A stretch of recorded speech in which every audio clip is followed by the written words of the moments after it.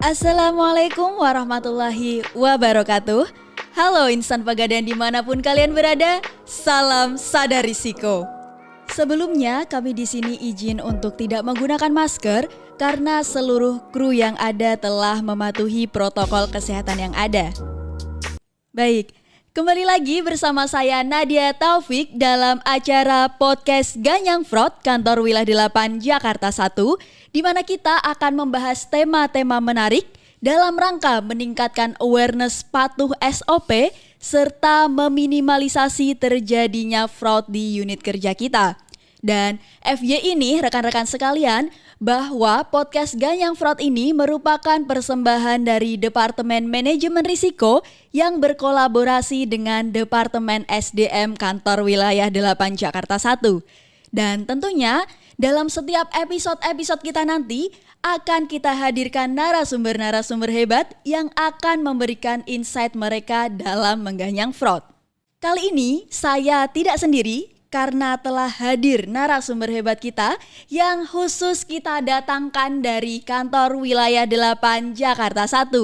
Mari kita sambut dengan meriah Bapak Widi Sunardi selaku Kepala Departemen SDM Kantor Wilayah 8 Jakarta 1. Bagaimana kabarnya Pak? Alhamdulillah baik Mbak Nadia. Terima kasih sebelumnya telah menyediakan waktunya untuk dapat hadir dalam acara podcast kita kali ini.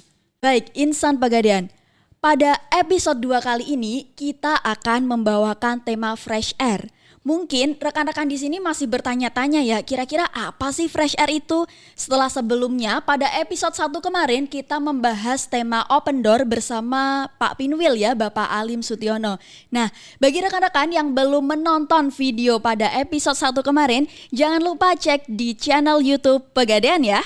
Dan kembali pada tema fresh air. Menurut Bapak Sulistyo Wimbo Sarjito yang saat itu merupakan juri dari program Indonesia Best Business Transformation 2021 yang mana pada tahun lalu itu ya perusahaan atau Pegadaian ini merupakan salah satu dari 15 perusahaan yang masuk dalam program tersebut. Nah, beliau ini mengatakan bahwa dalam mencapai kesuksesan transformasi itu yang harus disiapkan adalah SDM-nya. Dan saat itu sampai sekarang ya Pegadaian telah berhasil meletakkan struktur organisasi yang kuat menuju organisasi yang lebih modern, proses kerja yang lebih ramping, produk dan layanan yang lebih customer centric serta meningkatkan engagement karyawan dan mengimplementasikan akhlak sebagai budaya perusahaannya. Nah, lalu apa sih hubungannya Fresh Air ini sama narasumber kita hari ini yaitu Pak Widi? Jadi ceritanya begini rekan-rekan, Pak Widi ini baru saja kita impor gitu ya bahasanya, kita impor langsung dari divisi budaya kerja di kantor pusat. Dan diharapkan dengan hadirnya Pak Widi ini dapat memberikan angin baru atau suasana baru yang dapat meningkatkan kualitas SDM di Kantor Wilayah 8 Jakarta 1.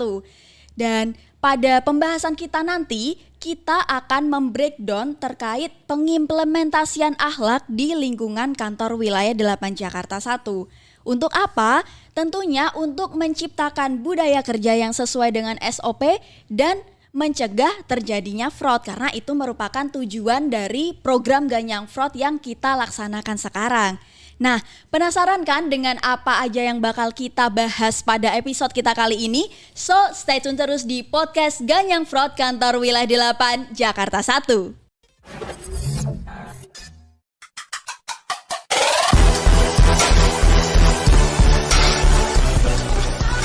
Oke, insan Pegadaian, kita masuk ke materi utama kita atau topik utama kita. Kita akan berbincang-bincang dengan Pak Widi terkait pengimplementasian akhlak di Kantor Wilayah 8 Jakarta 1. Nah, sebelumnya Pak Widi ini merupakan expert di bidang budaya kerja ya, karena Pak Widi ini kalau tidak salah sudah 4 tahun Pak di divisi budaya kerja.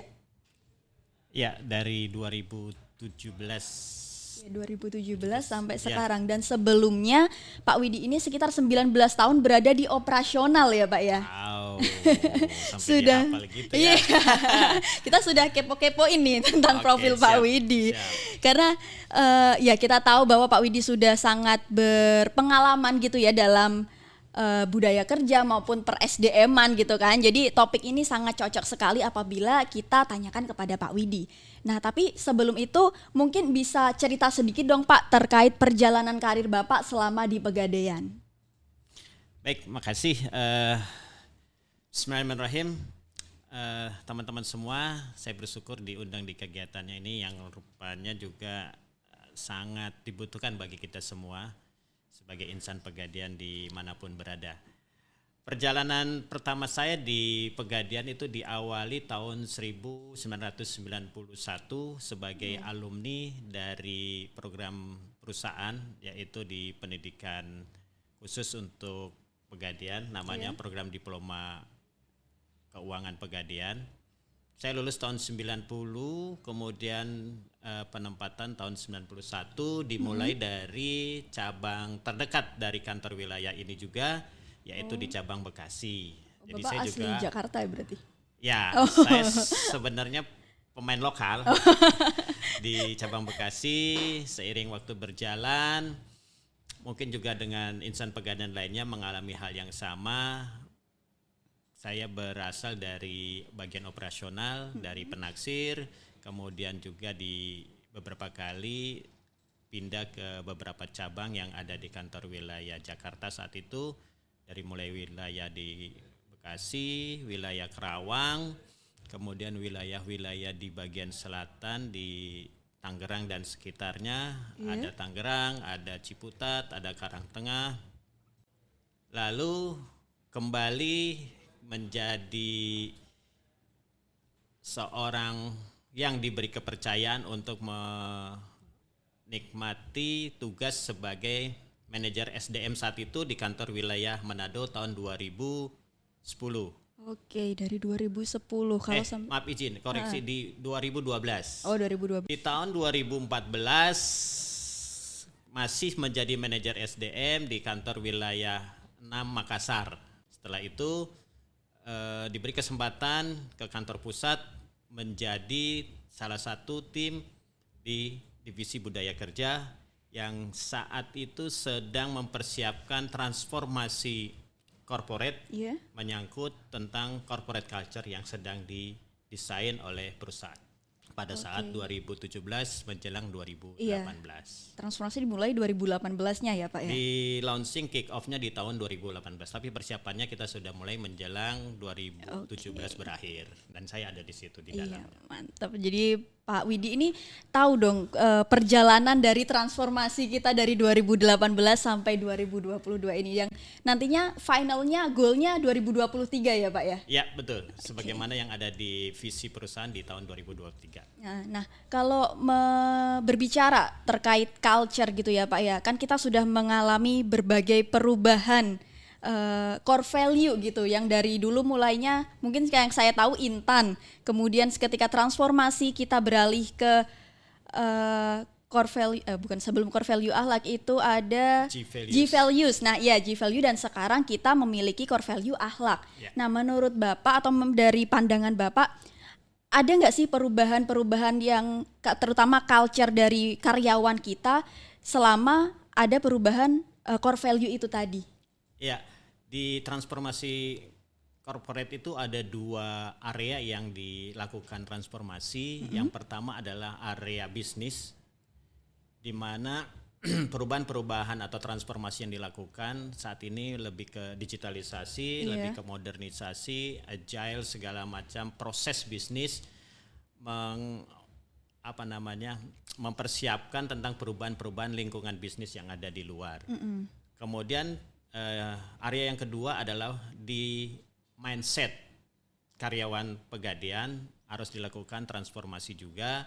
Bagaimana perubahan yang terjadi harus disikapi dengan positif, mempersiapkan hal-hal yang harus dilakukan oleh seluruh insan Pegadaian. Mindset itu ada di transformasi culture. Makanya perusahaan selain melakukan transformasi bisnis di dalam model transformasi corporate, juga transformasi culture berbarengan dilakukan perubahan. Perubahan kita yang alhamdulillah selesai di tahun 2018 dari Intan yang sudah mengakar begitu lama di Insan Pegadaian saat itu, secara smooth, secara mulus terjadi perubahan. Ya, ke G-Values. Nah, di tahun 2020 juga transformasi culture itu berubah menjadi akhlak sebagaimana amanat dari Kementerian BUMN. Seluruh perusahaan di bawah Kementerian BUMN semuanya core values-nya satu, yaitu akhlak. Yes. Kita bersyukur bahwa di J-Values ini tidak berubah atau tidak berbeda dengan akhlak saat ini, karena semua nilai-nilai dan core values yang ada di J-Values persis yang ada di akhlak yang saat ini sedang kita implementasikan. Sehingga teman-teman kita di seluruh Indonesia, perubahan apapun di nama core values kita secara implementasinya tidak berubah atau sama dengan cita-cita yang diinginkan oleh manajemen di Pegadaian. Ya, berarti dari karyawan kita sendiri tidak ada perubahan yang signifikan ya Pak, dan meskipun ada perubahan sedikit pun atau banyak, karyawan kita juga pasti adaptif sekali untuk menerima perubahan-perubahan tersebut. Benar. Karena memang di dalam nilai core values sendiri ada yang namanya adaptif. Yes, catat ya teman-teman, adaptif itu sangat penting sekali untuk kita terapkan dalam bekerja. Nah Bapak, sebagai seorang kepala departemen SDM, bisa dibilang Bapak ini kan bertugas sebagai leader bagi seluruh insan pegadaian di kantor WF8 Jakarta 1. Nah, menurut Bapak nih, bagaimana sih cara insan pegadaian ini untuk bisa menghadapi perubahan lingkungan kerja yang kompetitif, baik itu di internal pegadaian maupun dengan eksternal gitu, karena sebagaimana yang kita tahu ya, dengan adanya kolaborasi dengan perusahaan-perusahaan lain, BUMN lain, terus dengan adanya program dari pemerintah terkait BUMN muda, milenial BUMN kayak gitu kan, kita juga harus bisa berkompetisi dengan karyawan-karyawan BUMN yang lain agar tercipta suatu stigma bahwa kualitas karyawan Pegadaian ini juga tidak kalah dari BUMN yang lainnya itu. Ya, menyangkut tentang apa yang harus dilakukan karyawan di perusahaan kita. Iya, untuk meningkatkan kualitasnya. Iya, kita bersyukur bahwa perjalanan transformasi ini senantiasa dilakukan secara masif.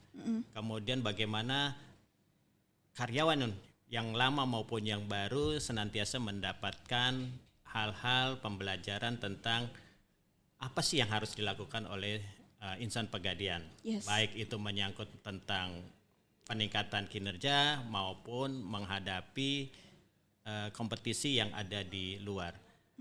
Perusahaan bersyukur memberikan semacam pembelajaran, pembekalan kepada karyawan-karyawan baru tentang transformasi ini.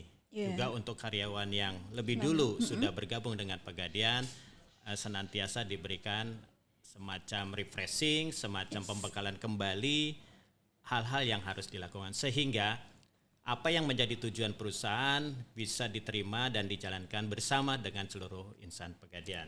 Yang namanya kompetisi di luar itu pasti akan ada, tapi dengan pembekalan yang diberikan oleh perusahaan, insya Allah kita juga siap untuk menghadapi perubahan dan kompetisi yang ada di luar itu. Oke, siap.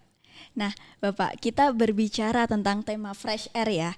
Kan saat ini perusahaan kita itu juga sudah banyak menghadirkan wajah-wajah baru gitu.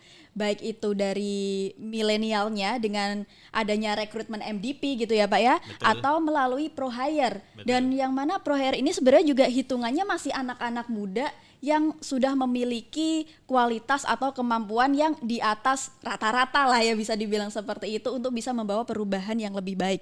Tapi menurut pandangan Pak Widi, apakah para wajah baru ini itu sudah mencerminkan budaya amanah gitu, terutama tentang tanggung jawabnya sebagai insan Pegadaian, karena kan mereka hitungannya masih baru gitu untuk masuk di lingkungan Pegadaian sendiri. Ya, itu tugas di kami saat itu di Divisi Budaya Kerja, bagaimana mindset karyawan terhadap perusahaan dengan ruang lingkup pekerjaannya dan ruang lingkup tugas-tugas yang harus dihadapi senantiasa diterima oleh karyawan. Baik itu karyawan tadi yang saya sampaikan baru bergabung maupun yang sudah lama di perusahaan kita, itu senantiasa kita berikan pembekalan pencerahan-pencerahan. Nah, untuk untuk teman-teman kita yang MDP ini adalah sesuatu bagi perusahaan adalah semacam vitamin ya, semacam sesuatu yang memang dibutuhkan oleh perusahaan sebagai kader-kader pengganti pemimpin-pemimpin nanti. Program di MDP ini sangat dibutuhkan karena keilmuan, knowledge itu mereka miliki sesuai dengan kebutuhan perusahaan saat ini. Lalu kita juga membutuhkan tenaga-tenaga yang sudah terampil, tenaga-tenaga yang memang dibutuhkan pada saat kita melakukan transformasi di bidang bisnis yang siap pakai, maka kita membuka rekrutmen dari sisi pro hire. Karena kita butuh percepatan, disupport juga dengan internal kita melalui MDP. Sehingga sinergis yang dilakukan dari internal melalui MDP dengan pro hire yang dari eksternal, insya Allah dengan kolaboratif sebagaimana dari core values akhlak, kemudian kolaboratif dan harmonis itu sejalan dengan apa yang kita inginkan. Insya Allah dua model dari pro hire dengan MDP bisa diterima, bisa dijalankan sebagaimana yang kita inginkan bersama. Gitu Mbak Nadia. Oke, siap. Nah, dan sebagai karyawan ya Pak ya, karena tadi kan kayaknya kita ngomonginnya MDP pro hire, kita belum ngomongin internal nih Pak. Kan sebagai karyawan kita juga dituntut untuk terus belajar dan juga mengembangkan kapabilitas. Nah, dengan cara seperti apa sih Pak karyawan kita itu bisa mengembangkan dirinya atau mengembangkan potensinya itu di lingkungan Pegadaian? Dan kalau dilihat dari sisi Pegadaiannya sendiri, dari sisi perusahaan, fasilitas seperti apa yang telah diberikan perusahaan untuk menunjang kualitas dari karyawan-karyawannya ini, terutama untuk yang internal tadi kan. Kalau yang pro hire ataupun MDP bisa dibilang ya mereka sudah, kalau MDP ya masih belajar, oke. Kalau pro hire mungkin mereka sudah punya bekal nih dari luar, tapi untuk internal kita sendiri seperti apa? Baik, kita bersyukur manajemen senantiasa memberikan ruang, waktu dan biaya yang dialokasikan sedemikian besar kepada seluruh insan Pegadaian. Hal-hal yang bisa dilakukan oleh kita sebagai karyawan, individu, yaitu diberikan kesempatan untuk sebesar-besarnya mencari ilmu di luar. Maka bisa diajukan biaya-biaya yang dibutuhkan kepada manajemen. Kalau di kantor wilayah kepada kantor wilayah, yang di kantor pusat kepada divisi corporate university Pegadaian. Lalu perusahaan juga memberikan kesempatan beasiswa kepada insan Pegadaian yang memenuhi kriteria yang diinginkan. Lainnya adalah perusahaan memberikan secara alokasi anggaran kepada individu yang namanya learning wallet. Jadi setiap grade tertentu diberi kesempatan untuk mencari, meningkatkan keilmuan yang dibutuhkan. Tidak hanya yang berurusan dengan pekerjaan, tapi juga di luar itu bisa karena untuk menambah wawasan, pengetahuan dan pengalamannya. Kemudian menambah jaringan-jaringan, misalnya dengan teman-teman di bidang komunitas luar negeri, seperti kursus-kursus bahasa asing, baik itu bahasa Inggris, bahasa Mandarin maupun bahasa lainnya, itu bisa juga dipergunakan learning wallet yang dialokasikan oleh perusahaan kepada semua karyawan sesuai dengan grade masing-masing.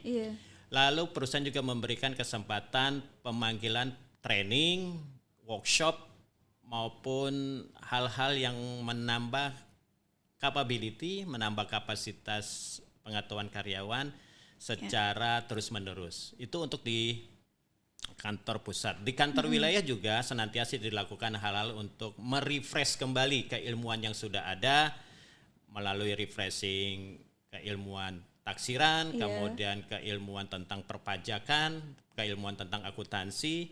itu juga dilakukan oleh perusahaan secara terus-menerus setiap tahunnya. Jadi manfaatkan kesempatan yang sudah diberikan ini oleh kita sebagai insan Pegadaian untuk meningkatkan kapabilitasnya.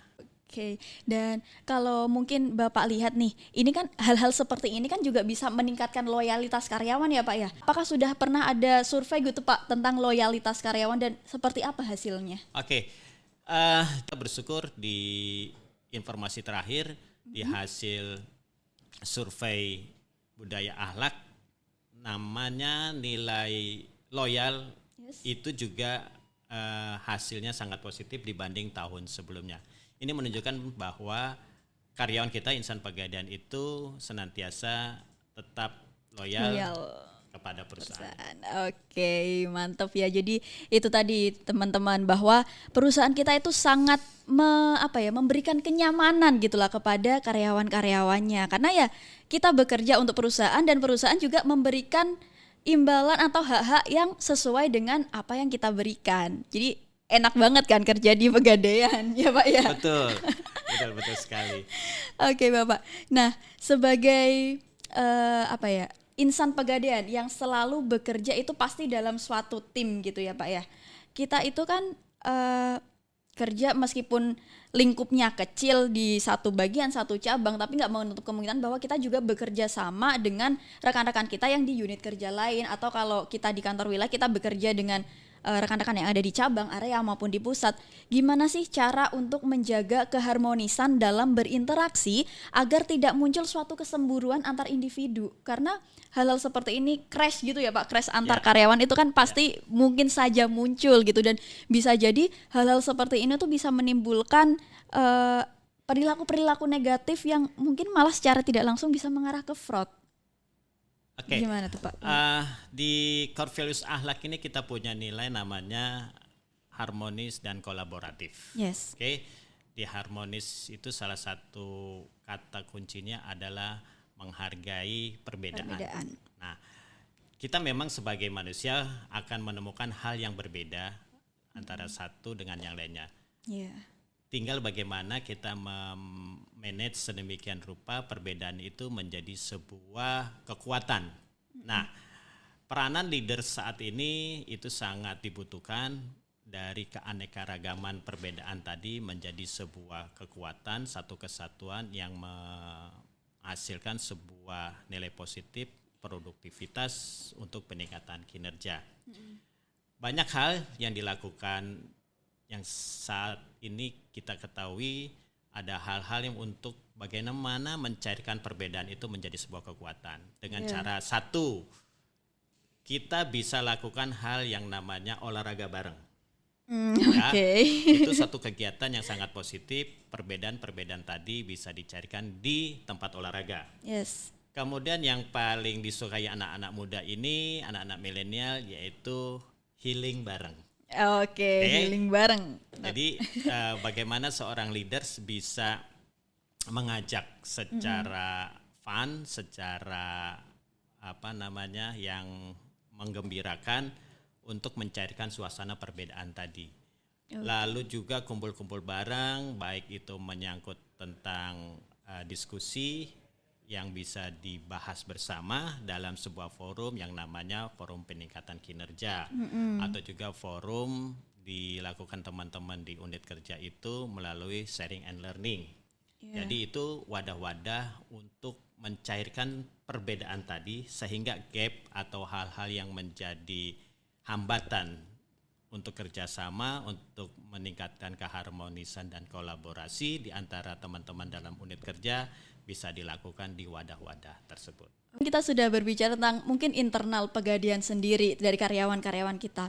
Kalau gimana sih Pak pengimplementasian akhlak yang bisa kita terapkan di masyarakat luas? Karena kan kita sebagai BUMN, kita bekerja untuk pemerintah, untuk negara gitu kan, yang mana ujung-ujungnya nanti juga akan memberikan dampak kepada masyarakat. Nah, perilaku seperti apa yang bisa kita terapkan untuk yaitu tadi sebagai insan Pegadaian yang ada di masyarakat luas? Ya, ini juga menjadi menjadi isu pada saat adanya survei akhlak Culture Health Index atau mengukur implementasi akhlak di perusahaan kita. Ada yang menjadi isu adalah meaning and purpose. Maksud tujuan karyawan ada di perusahaan itu seperti apa. Nah, kita ini pertama yang harus dilakukan yaitu kebermanfaatan kita sebagai karyawan di Pegadaian itu pertama untuk sesama, untuk orang lain. Meaning purpose-nya di sana. Bahwa kita ini bekerja, bertugas bukan hanya sebatas melaksanakan kewajiban, tapi aktivitas, kemudian tenaga waktu yang kita berikan itu bisa bermanfaat bagi orang lain. Yang kedua, aktivitas pekerjaan kita itu bermanfaat bagi perusahaan dan aktivitas pekerjaan kita itu bermanfaat bagi negara. Terakhir, apa yang harus dilakukan? Jadilah role model dari semua itu. Mulai dari diri sendiri, mulai dari yang paling kecil, dan mulai saat ini. Itu yang menjadi langkah-langkah awal bagaimana kebermanfaatan kita bagi sesama. Ya, itu Mbak Nadia. Ya, karena jangan lupa bahwa perusahaan kita berdiri ini tujuannya adalah untuk membantu masyarakat luas ya Pak ya. Oke. Ya baik, terima kasih Pak Widi atas sharing sessionnya pada kesempatan kali ini. Sangat inspiratif sekali dan tentunya sangat menambah inspirasi bagi seluruh insan Pegadaian khususnya di kantor wilayah 8 Jakarta 1. Sehingga ujungnya nanti atau tujuannya nanti itu bisa meningkatkan awareness kita dalam bekerja sehingga tidak ada pikiran, tidak ada keinginan untuk bisa melakukan fraud gitu, karena kita melakukan pekerjaan dengan ikhlas, dengan ya semuanya kita sudah dapatkan, kita melakukan kewajiban kita sebagaimana yang sudah diatur oleh perusahaan dan perusahaan memberikan hak-hak kita sebagai karyawan. Begitu ya rekan-rekan. Jadi mungkin demikian podcast kita kali ini mengenai tema Fresh Air dan insan Pegadaian dimanapun kalian berada, khususnya di kantor wilayah 8 Jakarta 1. Jangan lupa untuk saksikan terus podcast Ganyang Fraud kantor wilayah 8 Jakarta 1, karena pada episode-episode nanti kita juga akan membawakan narasumber-narasumber hebat yang tidak kalah seru, yang tidak kalah kompeten dan tidak kalah pengalaman dari narasumber kita hari ini. So, pada akhirnya saya Nadia Taufik dan narasumber hebat saya Pak Widi Sunardi mohon pamit undur diri. Sekian dari kami. Wassalamualaikum warahmatullahi wabarakatuh dan salam sadar risiko.